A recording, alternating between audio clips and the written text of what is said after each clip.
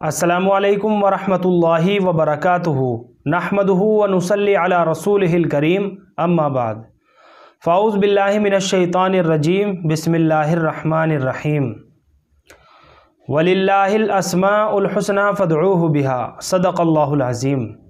मोहतरम नाज़रीन हज़रात, आज हम बात करने वाले हैं आमीना नाम के बारे में। और इस नाम के बारे में एक सवाल भी किया गया है कि आमना नाम के बारे में बताइए, इसकी डिटेल समझाइए कि क्या बच्ची का आमीना नाम रखा जा सकता है या नहीं।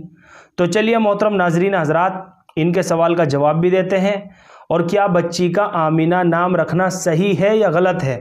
तो चलिए इस नाम की मालूमात को भी समझ लेते हैं। तो मोहतरम नाज़रीन हज़रात, आमीना का जो सही तलफ़ुज़ है वो कुछ इस तरह से है।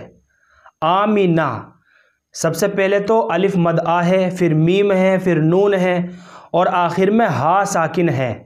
आमीना स्क्रीन पर भी आप देख सकते हो। अब बहुत से हजरात इसको आमीना करके पढ़ते हैं, नून अलिफ ज़बर ना, लिखते भी इसी तरह से हैं और पढ़ते भी इसी तरह है, आमीना खींच करके पढ़ते हैं। तो ये इसका सही तलफ़ुज़ नहीं है, बल्कि इसका सही तलफ़ुज़ जो है वो आखिर में हा साकिन है, आमीना।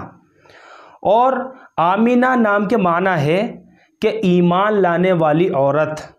तो मानी के एतबार से भी ये नाम बहुत अच्छा और बहुत प्यारा नाम है। और सबसे बड़ी बात तो ये है कि ये नाम हुजूर अकरम सल्लल्लाहु अलैहि वसल्लम की वालिदा माजिदा का नाम है आमीना। और इसके अलावा ऐसी बहुत सारी सहाबियात भी गुजरी हैं जिनका नाम भी आमीना था। बाहर कैफ, आमीना नाम रोमन नाम है और मानी के एतबार से लड़कियों के लिए बहुत अच्छा और बहुत मुबारक नाम है।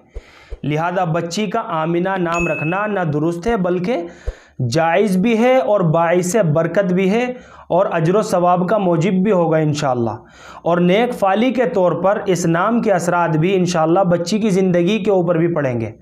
तो आमीना नाम बहुत मुबारक है, आप अपनी बच्ची का आमीना नाम रख सकते हैं। मुझे उम्मीद है कि आप सभी हज़रात को अच्छी तरह समझ में आ गया होगा। अल्लाह हम सब को सुन्नत व शरीयत पर पाबंद फरमाए। फ़कत वल्लाहु आलम।